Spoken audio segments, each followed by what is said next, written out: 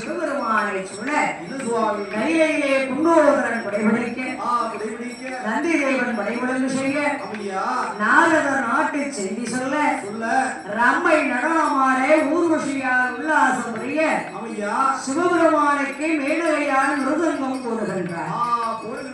சரஸ்வதியால் சங்கீதங்கள் பாட கைலாசத்திலே தேவர்கள் மூவர்கள் யாவர்களும் கூடுகிறது. சிவனுடைய நாமத்தை சிவ சிவா என்று திருவாது போற்றி வணங்குகிறார்கள். சாமியை கும்பிடும்போது ஊமையா கும்பிடக்கூடாதாம். நொச்சியடி சுடல தக்க தலவாய்மான சுவாமி பேச்சியம்மா பிரம்மசக்தி ஐயர் சொரிமத்தையனை வணங்குறோம் என்றா வெளிப்பட கூப்பிட வேண்டாம். நொச்சியடி சுடல ஆயாண்டி அப்படின்னு சொல்ல வேண்டாம்.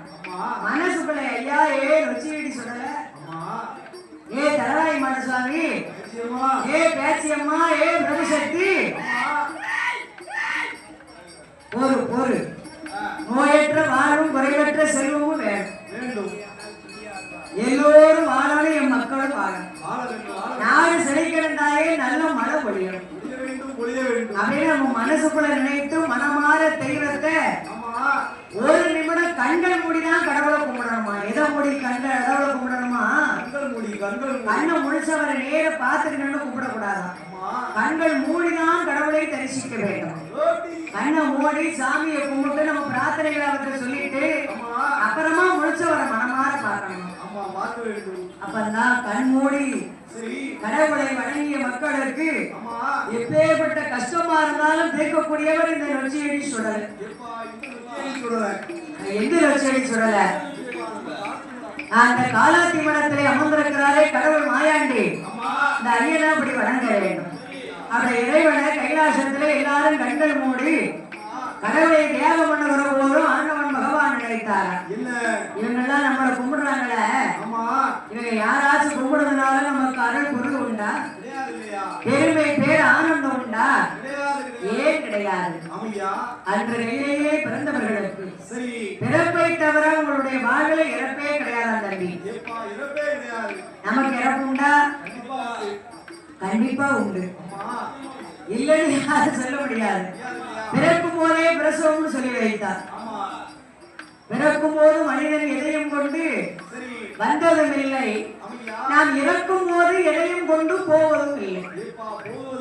இல்ல பிறக்கும் போது அம்மா வயிற்றுல இருந்து கிழவிலையில எதையாச்சும் போட்டுட்டு வரமா தங்க நிறையத்தை அப்புறம் உருவாக்கி சம்பாத்தியம் பண்ணி ஆளு வயசு வரையில கழுத்துக்குள்ள மைனேஜ் செய்யணும், கையில கை செய்யணும், மாறணும் தான் என்னமெல்லாமோ செஞ்சு போடணும். இதெல்லாம் நம்ம போகையில ஏதாவது நம்ம கூட வந்தா தம்பி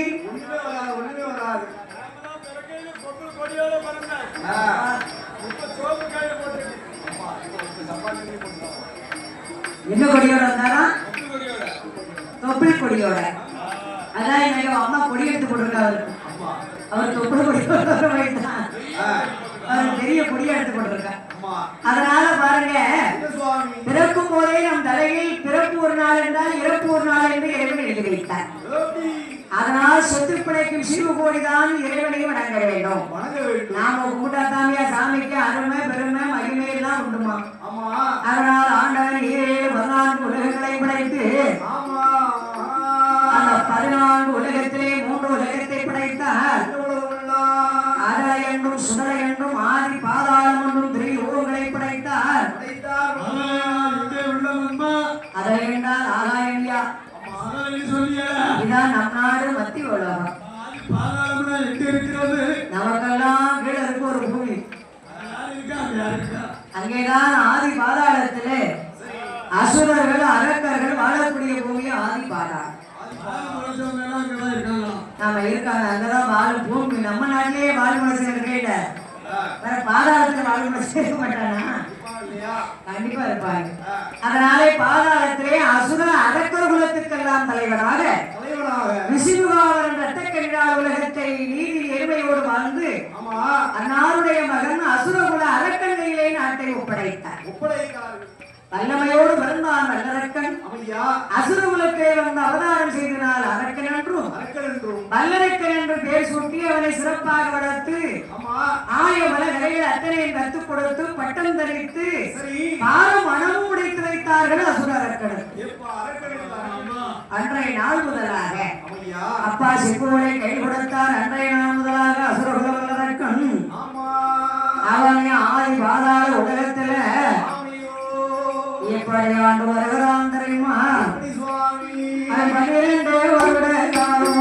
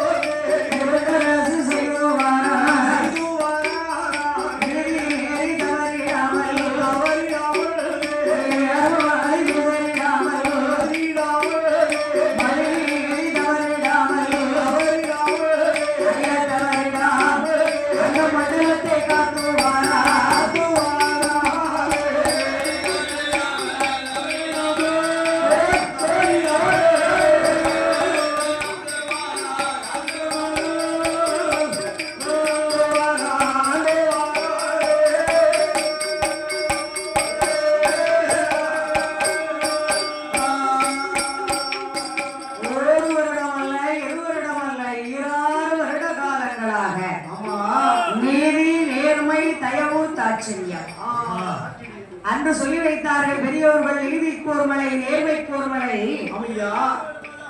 கற்புக்கோர் மலை என்றெல்லாம் அன்பு பெரியோர்கள் எடுத்துரைத்தார்கள்.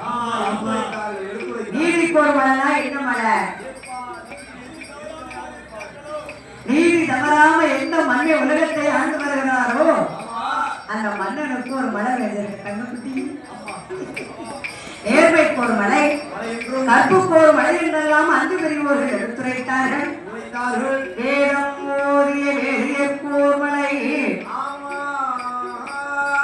நீதி மன்னன் நெறியக்கோர் மலை, மாதர் கற்புடைய மங்கையக்கோர் மலை என்றெல்லாம்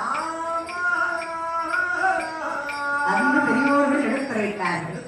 அசுரகுல அரக்கனோ நீதி தவறாமல் உலகத்தை வாழ்ந்தபோது அந்த பாதாளத்திலே எப்படி வாழ்ந்து வருகிறார் தெரியுமா? ஐயே பாதாள உலகம்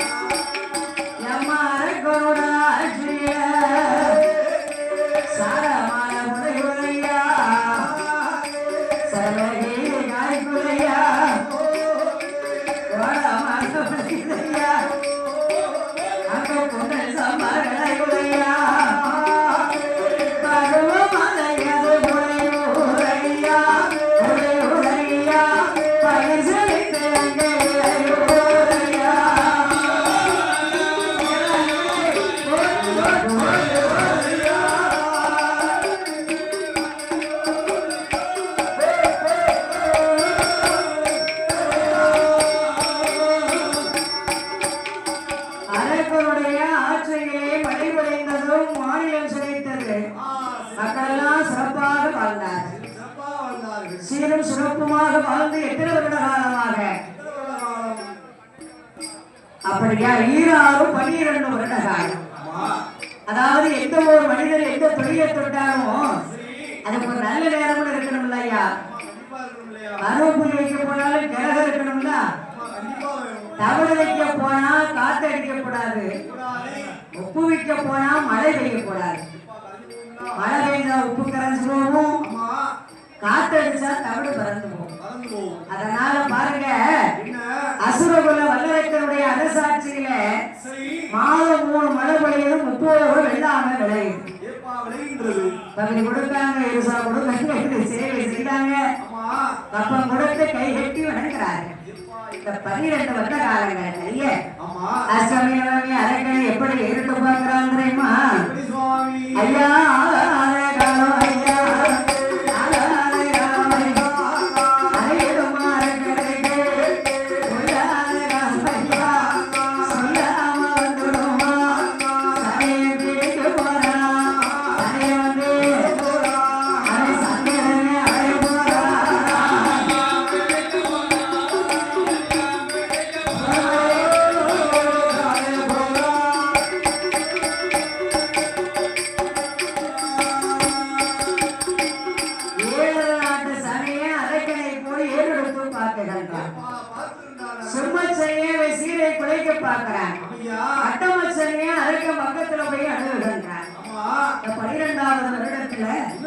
அஷ்டமி நவமி ஆரம்பித்த போது அசுரகுல வல்லரக்கன் அவனா நீதியை தவற ஆரம்பிக்கணும்.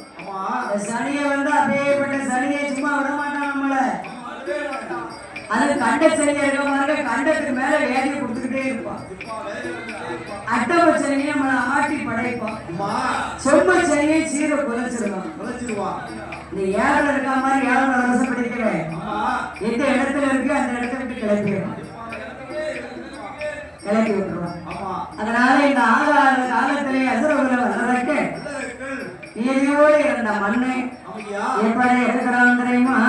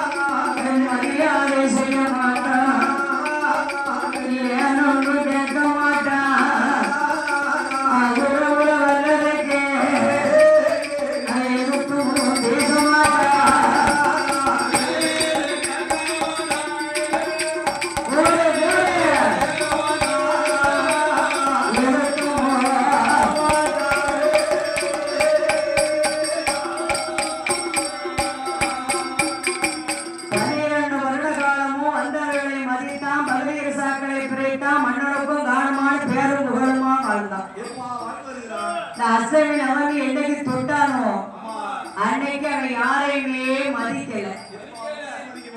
ஆகாதவரா இருந்தாலும் நம்ம வாசல தேடி வந்தா அவரை என்ன சொல்லணும்? நேர பார்த்து கூடாது, சுவரை பார்த்துக்கிட்டாச்சு எப்பா வா நல்லா இருக்காடே அப்படின்னு ஒரு வார்த்தை கேட்டா அவன் மனசு சந்தோஷப்படும்.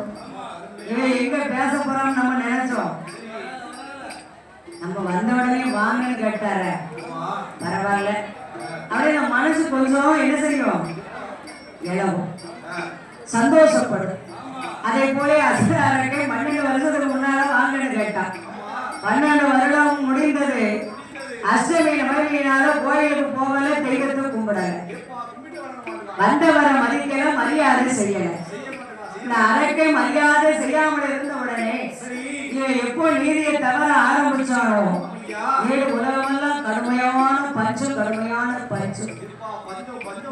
6 வத்தி குளவத்தி 6 கிணறு ஊத்து வத்தி போச்சு. உடைக்க தனியே கிடையாது, 6 மாடுகளுக்கு கிடைக்க கரடு கிடையாது. அப்பேற்பட்ட பஞ்சத்துல யார் யார் பகுதி கொடுப்பா? கொடுக்க முடியல. இது அறியாத வந்தரைக்கு மந்திரியை கூப்பிட்டார். 300 மந்திரிக்கு முதல் மந்திரி ஓடி வா என்றார். 500 மந்திரிக்கு அண்ணாவி அதிகாரியை கூப்பிட்டார். 700 மந்திரிக்கு எஜமானியை கூப்பிட்டார். எல்லாரும் வந்து என்ன சாமின்னு கேட்டாங்க. இவ்வளவு காலம் பகுதி கொடுத்தாங்க, படி நடந்தாங்க. இந்த வருஷம் அவங்களுக்கு எதையுமே கொடுக்கவில்லை. அதனால அறிக்கை ஓலை எழுதி 56 தேசத்துக்கும் நாம அனுப்ப வேண்டும். மனவோலை எழுதி மட்டுமல்ல ராஜாக்களுக்கெல்லாம் அனுப்ப வேணும்பா அப்படின்னு சொன்னார். மன்னா வல்லரக்கர் அடமன்னா எப்படி ஓலை எழுதணும் சொல்லுங்க, கொஞ்சம் பார்ப்போம். ஓ ராஜாதி ராஜ ராஜ மன்னர்களே, மன்னாதி மன்னர்களே, மகட மனிதரைத்த ராஜாக்களே, எங்க அரசுக்குள்ள சித்த அரசர்களே, எங்களுக்கு கொடுக்கக்கூடிய பகுதி இருசா கப்போ காணிக்கை வரி வட்டிக்கு என்ன குட்டி வட்டிக்கு குட்டினா வட்டிக்கு வட்டி மீட்டர் வட்டி வட்டிக்கு ஒரு வட்டி. இத பாக்கி சாக்கி யாரு வச்சிருக்கீங்களோ எங்க அறிக்கை உரையை பார்த்து மந்திரியிடம் பகுதி கொடுத்து அனுப்புங்க. அப்படி கொடுக்காத நபர்களை எங்க அரசாங்கத்தின்படி உங்களை ஆக்கிட செய்யப்படுவோம். ஆக்கினா என்ன தம்பி? தூக்குல போட்டுருவோம். உங்களை தூக்குல போட்டுருவோம்னு மன ஓலையிலே எழுதியிருக்கு. மண்ணை கையெழுத்து போட்டாரு. மன ஓலை முன்னால வந்து 56 நாட்டு அரசர்களும் ஓலையை படிச்சு பார்க்காங்க. நம்மளே பஞ்சத்துல அடிபட்டு இருக்கோம். நம்மளை ஏறிட்டு பார்த்தானா அரக்கை என்னன்னு கேட்டானா மந்திரி வருவாரு, பகுதியை கொடுத்து அனுப்பணுமா. கொடுக்காத பேர்களை அரசாங்கத்தின்படி ஆக்கினையா வரட்டு. இன்னைக்கு அந்த மந்திரி அங்க யாருன்னு பாப்பாங்க அப்படின்னு ஆங்காரம் உண்டு கண்டசனம்னு கடுங்கோபமாக்கி 56 நாட்டு அரசர்களும் ஒரு நாட்டுல போடுறாங்க, ஒரே தேசத்துல போடுறாங்க. அப்ப நொச்சியடி சுடலையுடைய ஆலயத்துல பாட்டு கச்சேரி நடக்கும்போது கூட்டம் கூடி நின்னாங்க பாத்தீங்களா? இதுல யாராச்சும் பேசுறா தப்பிச்சு வெளியில போக முடியுமா? ஊரு கூட்டம் ஒதுக்கிடுவாங்க. அதனால அவங்க 56 நாட்டு அரசர்களும் ஒன்னா சேர்ந்து ஒரு நாட்டுல நிக்காங்க. மந்திரியானவர் வாராறு பட்டத்து யானை மேல. இதுக்கு முன்னால வந்தா வாடு கேட்பாங்க, வந்தனம் செய்வாங்க, பகுதி பணம் கொடுப்பாங்க. இப்ப யாரும் அரசருடைய மந்திரிய வானே கேட்கல, மரியாதையே செய்யல, என்னே கேட்கல. அதை பார்த்த மந்திரியானவர் மன்னர்களிடத்திலே பணிந்து கேட்டார். மன்னர்களே, ராஜாக்களே, எங்க மன்னர்களையே மனு ஓலைக்கு பின்னால் அவருடைய மந்திரி நான் பகுதி வாங்க வந்தேன், தாரியடா தரவில்லையா அப்படின்னுதான் கேட்டாரு. காட்டு வழி போனவனே, காலந்தவனே, என்னைக்கு உங்க அரக்கே அரசர பொறுப்புல வந்திருந்தானோ உங்ககிட்ட நீதி இருக்கா? உங்ககிட்ட நேர்மை இருக்கா? உங்ககிட்ட தயவு தாட்சியம் இருக்கா? உங்ககிட்ட தெய்வ பக்தி இருக்கா? நாடு செழிச்சாப்பா? நல்ல மழை வந்துச்சா? பஞ்சத்துல நாங்க எல்லாரும் அடிபட்டோம்ல, எங்களை ஏத்து பாத்தியா? ஒரு வார்த்தை என்னன்னு கேட்டியா? அப்பேற்பட்ட உங்களுக்கு பகுதியா இருசாலா வரி வட்டியா போடா போ போ மன்னன்கிட்ட போய் சொன்னார். என்ன சொல்லணும்? அதை கேட்ட ராஜாக்கள் என்ன சொல்லுகிறாங்க தெரியுமா? அதே போய் சொல்லு அடக்கணும், போய் சொல்லு அடக்கணும், சொல்லாத மந்திரி அதை நாங்க தர மாட்டோம், ஆரோப்போ செய்தோம், விசா கொடுக்க மாட்டோம், எதுக்கு சண்டை செய்யணும், அப்பமா தர மாட்டோம், அப்பமா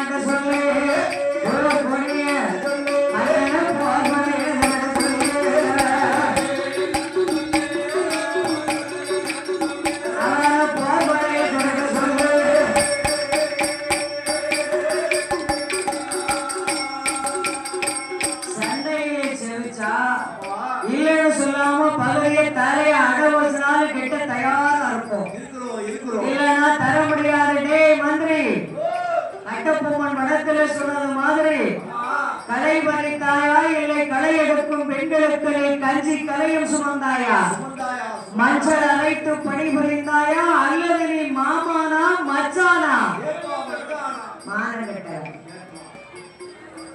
நீ பகுதி கேட்டு வந்திருக்கியா போய் சொல்லுவாங்க மன்னங்கிட்ட அப்படின்னு சொன்னார் அரசர்கள்லாம். உடனே அரங்கனுடைய மந்திரி இந்த வார்த்தையை கேட்ட உடனே அங்க மதுரை ஆமி தனாடி சிந்தை வந்து திடீரென்று மெய்மறந்து அரசனுடைய கண்டு அரசு சபைக்கு எப்படி வருகிறார் தெரியுமா?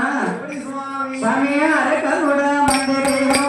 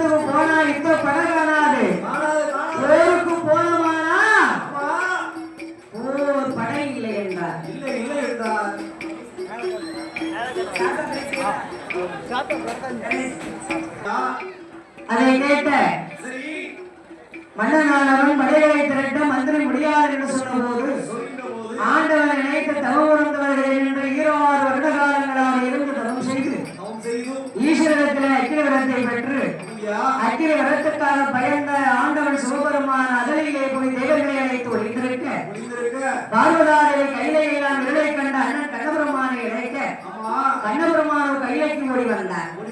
கண்ணா கண்ணா அரக்கருக்கு அக்கினி வரத்தை கொடுத்த ஆண்டவரை எங்க போனாரோ என்ன ஆனாரோ அவரை தேடி அழைத்துக் கொண்டு வர வேண்டும் என்று பார்வதாரை சொன்ன உடனே என் பெருமாள் கோபாலன் நாயசுரம் எடுத்து சீங்குழலும் கையுமாக திருமால் வேஷத்தை மாற்றி 6 மாடுகளை பற்றி யமனை கரைகளிலே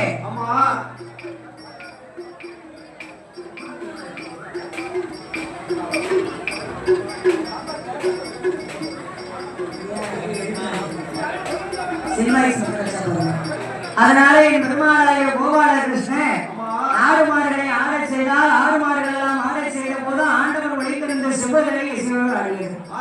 அப்புறம் கண்டு இறைவனை எப்படி அழைக்கிறார் தெரியுமா? அத்தா அன்று அம்பலத்தில் ஆடுகின்றவா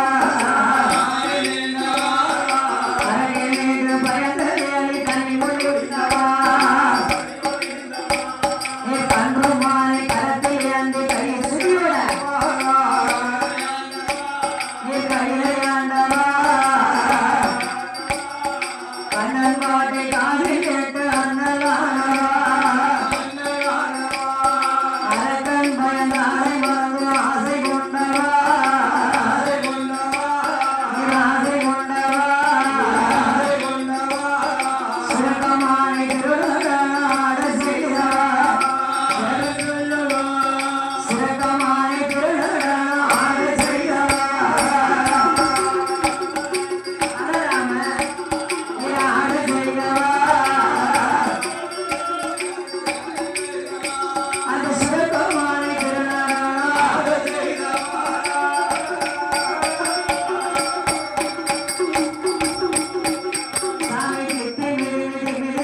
சிவா